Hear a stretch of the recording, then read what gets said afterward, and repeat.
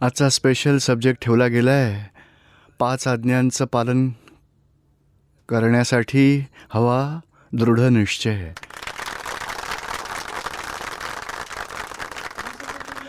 अक्रम विज्ञानात 5 आज्ञांच मुख्य गोष्ट आहेत आणि 5 आज्ञांचं पालन करण्यासाठी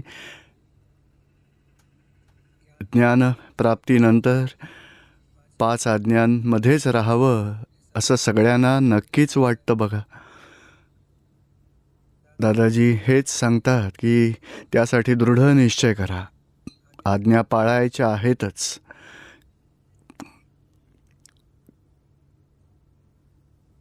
कारण आज्ञाच हे कृपेने मिळालेलं ज्ञान आहे. कृपेमुळेच आत्मसाक्षात्कार आपण प्राप्त करू शकलो आहे.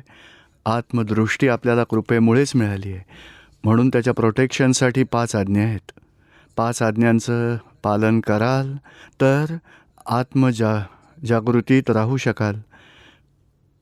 बाकी आज्ञांशिवाय आपण आत्मा आहोत, आपण ज्ञातद्रष्टा आहोत.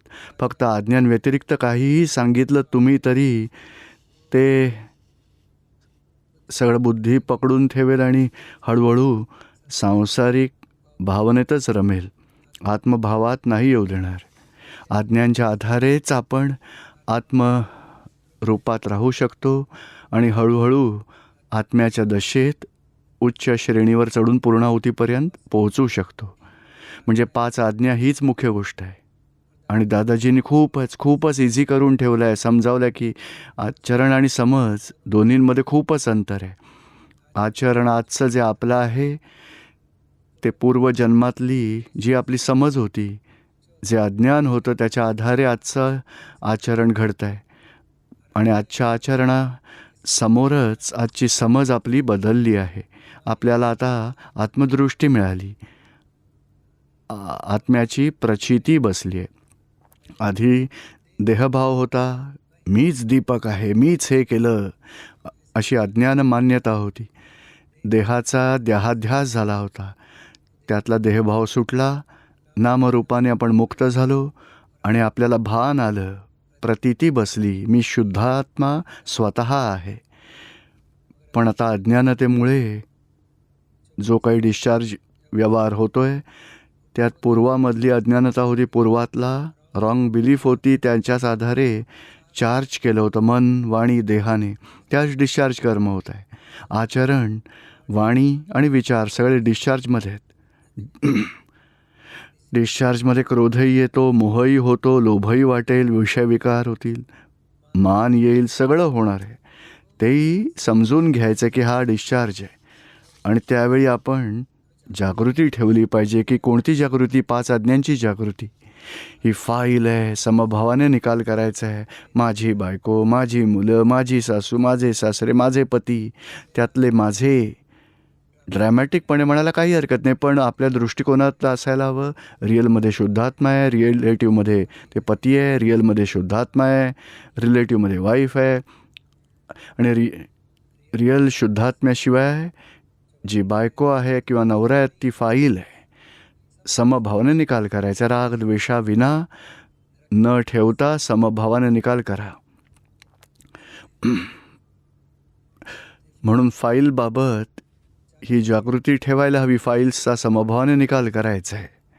आता निश्चय करून क्रिया करायला आपण सुरुवात करतो, पण बघा निकाल करत जमत नाही. राग येतो, का अपसेट होतो आहे, पण त्याचं समाधान झालं नाही, आपलं भांडण झालं त्यांच्याशी. म्हणजे डिस्चार्ज कर्म करत असताना खडके उडू शकतात, कषायुक्त असू शकतं, पण तरीही आतून समभाव ठेवायचा आहे. आणि तिथेच 5 आज्ञा अंतर्भूत आहेत. आपला निश्चय असायला हवा, भावनाही असायला हवी की नाही आज्ञांमध्येच राहायचं आहे. या फाईलसोबत खटका उडाला, कषाय झाले, त्यांना दुःख झालं, त्याचं प्रतिक्रमण करायचं आहे. कसं? तर तो मी शुद्धात्मा आहे, फाईल 1कडून ते करून घ्यायचं आहे. तू प्रतिक्रमण कर, त्यांना दुःख होता कामा नये, चूक झाली आहे. पुन्हा निश्चय करायचा आहे की आज्ञांमध्येच राहून व्यवहार पूर्ण करायचा आहे. म्हणजे समज तर ही 5 आज्ञांच्या पालन करणाऱ्या भावनेची आहे, पण वर्तनात, आचरणात तरीही रागद्वेषाचा व्यवहार दिसतोय.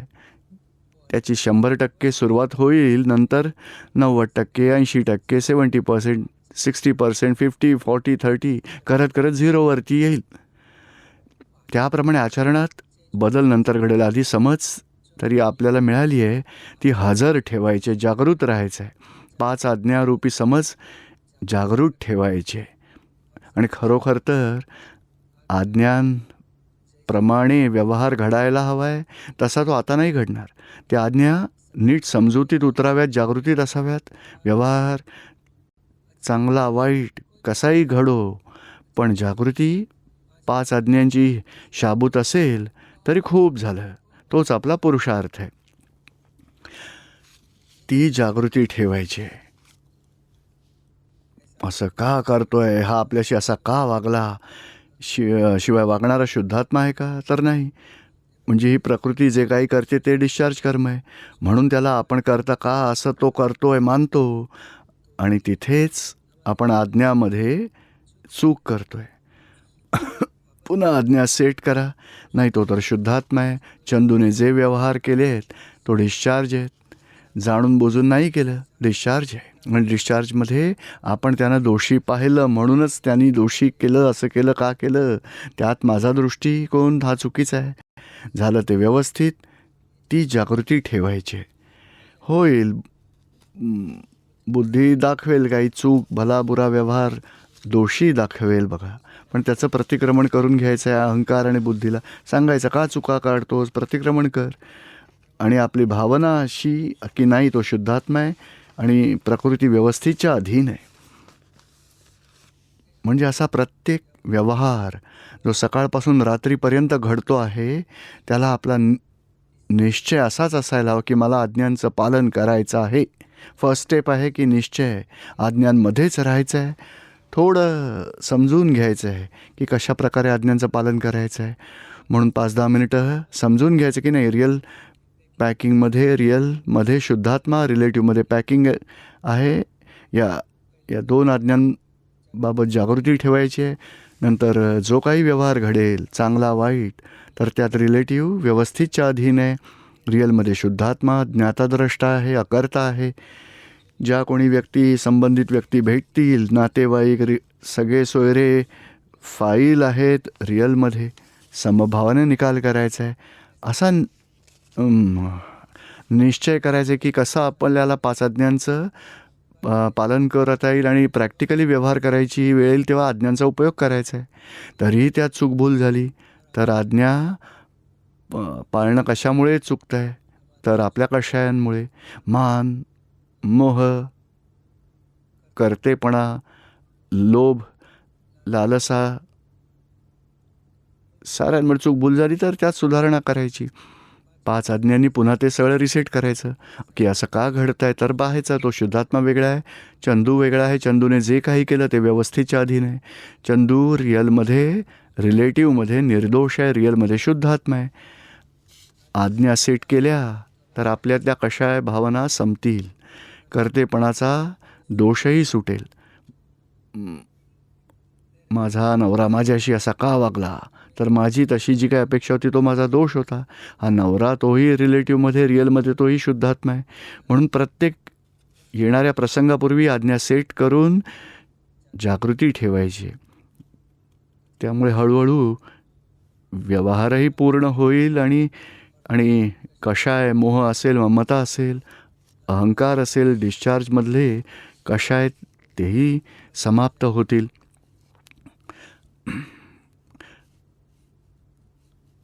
आणि एका दिवसात आज्ञा सिद्ध जरी नाही झाल्या तरी आपला निश्चय नक्की ठेवायचा की प्रत्येक वेळी आज्ञा व्यवहार करताना आज्ञांचं पालन करूनच तो पूर्ण करायचा आहे. दादाजींना एका भाऊसाहेबांनी विचारलं होतं, दादाजी असं काहीतरी करा, बस ह्याच जन्मात मोक्ष होऊन जावा, पटापट कर्मातून सुटका व्हावी. पण असं होत नाही. ही डिस्चार्ज कर्म आपण अज्ञानतेने बांधलेली आहेत. त्यामुळे अज्ञानतेच्या आधारेच डिस्चार्ज व्यवहार होईल. अज्ञानीसारखाच व्यवहार दिसणार, तो ज्ञानींसारखा बघणं नाही जमणार या जन्मात. हां, आपली जागृती ज्ञानींसारखी राहायला हवी. म्हणजे ही फाईल आहे, समभावाने निकाल करायचा आहे, झालं ते व्यवस्थित, निमित्त निर्दोष आहे, रिअलमध्ये शुद्धात्मा, रिलेटिव्हमध्ये नातेसंबंध आहेत, हे सगळं जागृतीत ठेवायचं आहे आणि तो निश्चय करायचा आहे, मला आज्ञांचं पालन करायचं आहे. बघा, फाईलचा समभावाने निकाल एका दिवसात नाही झाला तरी नंतर होईल, पण आपला निश्चय डगमगता कामा नये. खटके उडतात, मतभेद होतात, कशा तयार होतात, तरी आता भावना पकडून ठेवायच्या. आज्ञांमध्येच राहायचं आहे, 5 आज्ञांनी व्यवहार पूर्ण करायचा आहे, आज्ञांमध्ये राहून फाईल्सचा समभावाने निकाल करायचा आहे. त्याच आज्ञांच्या आधारे, आज्ञा म्हणजे आता हे जे काही नवी बीजं, आधी अज्ञानता होती, कधी आर्त ध्यान झालं, रौद्र ध्यान झालं, दोष होऊन गेले, कषाय झाले, तिथेच बीजं पेरली गेली.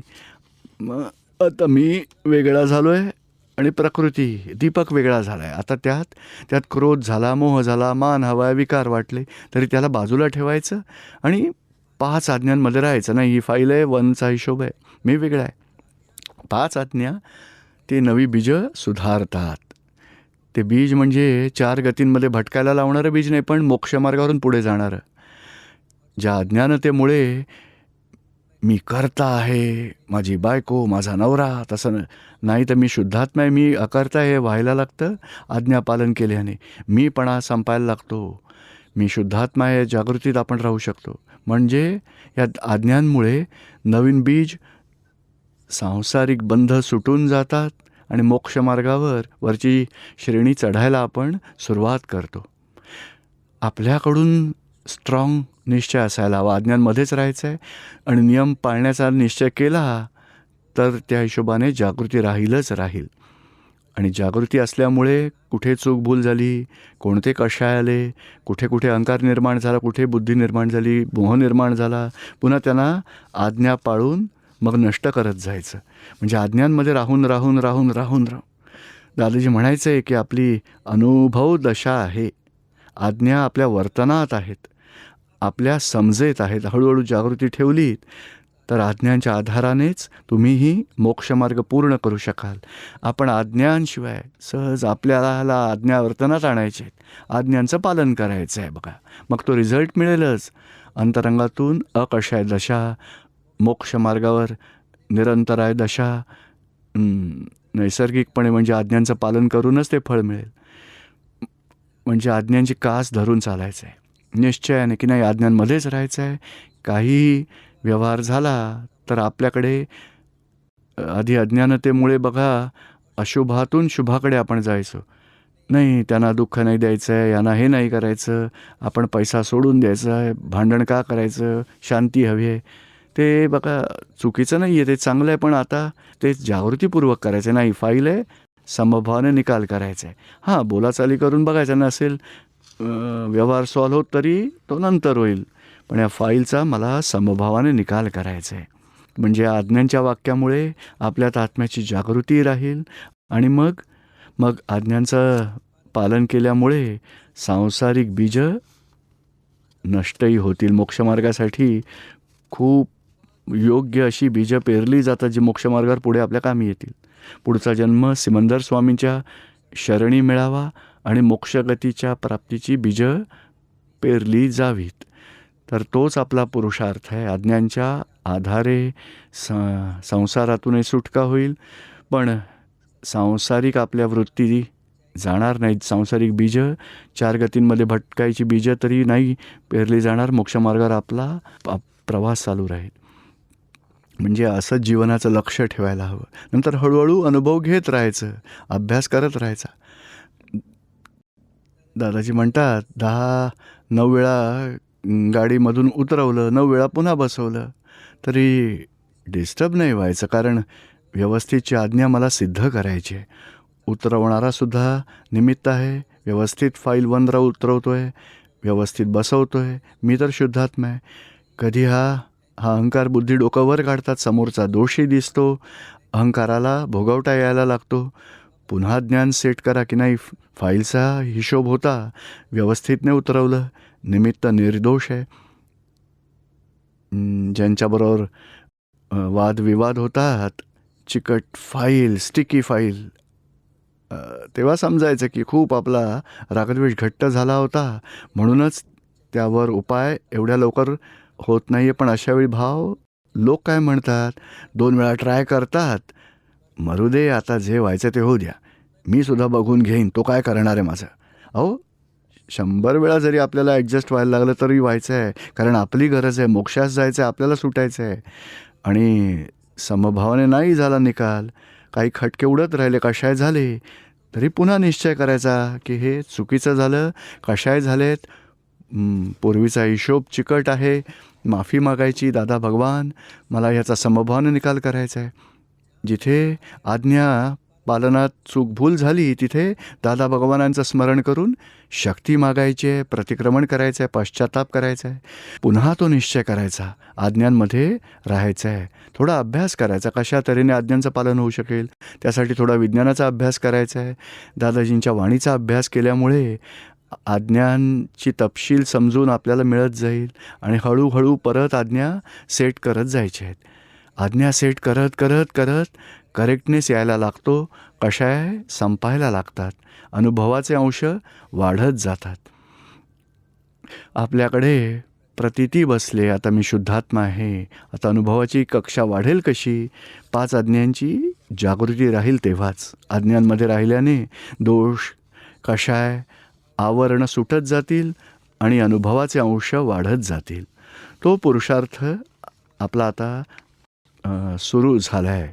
शुद्धात्मा पद म्हणजे पुरुषपद म्हटलं जातं. पुरुषाचा पुरुषार्थ स्वतंत्र आहे, आपला निश्चयावर आधारित आहे, नाही की संयोगाच्यावर आधारित आहे किंवा व्यवस्थितच्या अधीनही पुरुषार्थ नाही.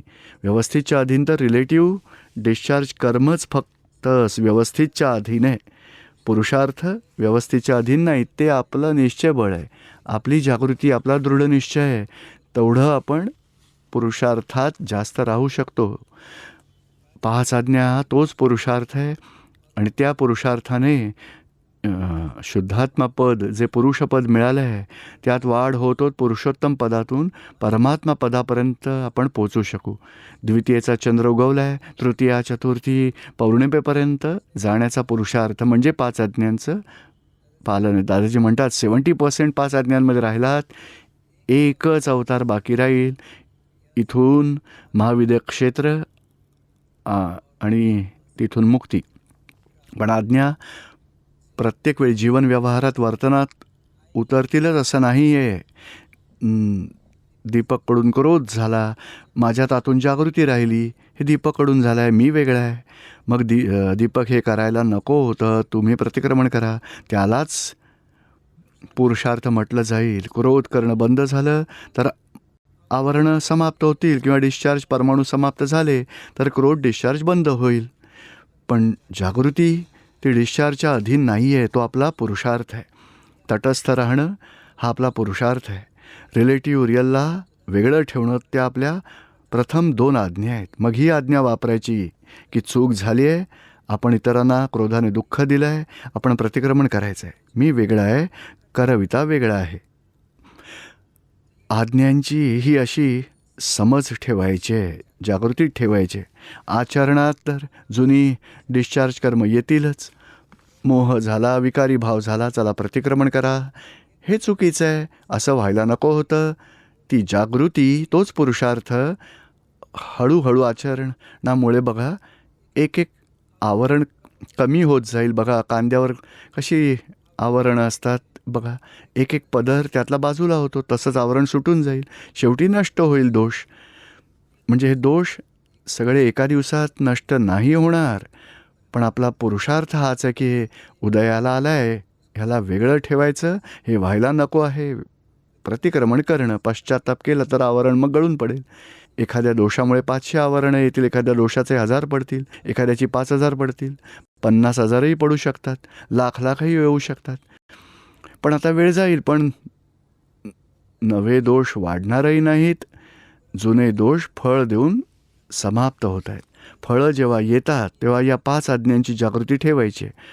कोणाला होत आहे, मी स्वयं कोण आहे, हे कोणीही केलं आहे, व्यवस्थित करता मी शुद्धात्मा अकर्ता मी ज्ञाताद्रष्टा आहे, फाईल आहे, समभावाने निकाल करायचा आहे. म्हणजे एक एक व्यवहार हा 5 आज्ञांमध्ये जागृत राहून पूर्ण करायचं आहे.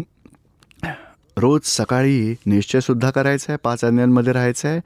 फर्स्ट स्टेप, सेकंड स्टेप, कसं काय 5 आज्ञांमध्ये राहणं शक्य होईल त्याची समज थोडी सेट करायची आहे. त्याचे डिटेल्स दादाजींच्या वाणीत आपल्याला मिळतात. वाणीचा परिचय, सत्संगाचा परिचय खूपच महत्त्वाचा आहे. आज्ञांचा करेक्टनेस, एक्झॅक्टनेस समजला तर आपण प्रॅक्टिकली अप्लाय करू शकतो. तिसरं, जेवढ्या वेळा आज्ञांमध्ये चूक होईल, चूकभूल झाली, आज्ञांचं पालन करणं राहिलं, दोष जर झाले तर माफी मागायची. दादा भगवान, आत्ताच्या 2 तासात आज्ञांचं पालन करणं राहून गेलं, लक्षात नाही आलं, मी माफी मागतो, मला आज्ञांमध्ये राहण्याची शक्ती द्यावी. म्हणजे हेच दादाजी सांगतात की आज्ञा पालन करण्यात जर चूकभूल झाली, तुमच्या लक्षात नाही राहिलं, तर जेव्हा लक्षात येईल पुन्हा तुम्ही माफी मागा तरी त्याचा उपयोग होईल, कारण आपला 100% निश्चय होता आज्ञांमध्ये राहण्याचा. बघा दादाजीने किती सुविधा करून दिली आहे. त्यासाठी बघा, तुम्ही फक्त भावना पकडून चालायचं आहे. आचरणात उतरो किंवा न उतरो, भावना आहे, तुम्ही आज्ञांचं पालन केलेलं 100% जमा होणारच आहे. म्हणजे हे समजून घ्यायला हवं आपल्याला आणि त्यांचं पालन योग्य प्रकारे करायचा, निश्चय करायचा, आज्ञांमध्येच राहून सगळा व्यवहार पूर्ण करायचा आहे. सगळ्यांना समजतंय ना हे? थोडे काही प्रश्नही आता घेऊया. रेवती पाटील, छिंदवाडा. पूज्यश्री, 5 आज्ञांमध्ये सिन्सिअरिटी कशी कायम ठेवायची? तेच, निश्चयामुळेच सिन्सिअरिटी येईल. नियम काय आहे की निश्चय एकदा का झाला की इतर गोष्टी, वृत्ती बाजूला सरतात. हा माणूस आहे, त्याला अगदी सरळ करावा लागणार आहे असा विचार केला तर वृत्ती तशी बनेल. ही फाईल आहे, समभावाने निकाल करायचा आहे, म्हणजे जागृती तशी राहील. म्हणजे आधी अज्ञानतेमुळे चुकीचे निश्चय केले जायचे, आता निश्चयात बदल करा, जागृती राहावी की नाही. व्यक्ती दिसली की त्वरित जागृती यायला हवी. फाईल आहे, त्वरित जागृती यायला हवी, समभावाने निकाल करायचा आहे. म्हणजे हा उपाय आहे माझ्याकडे, निश्चयात जागृती ठेवायची, म्हणजे निश्चयात राहायचं. आणि नंतर कुठे चूकभूल झाली, किती वेळा निश्चय टिकला, ढळला, ते पुन्हा रिसेट करा. म्हणजे त्यात सिन्सिअरिटी पुन्हा येतच राहील. जेवढ्या वेळा आपल्या चुका झाल्या पुन्हा रिसेट करायचं, म्हणजे आज्ञांमध्ये राहायची मग शक्ती वाढेल. आणि बुद्धी खूप इमोशनल करते.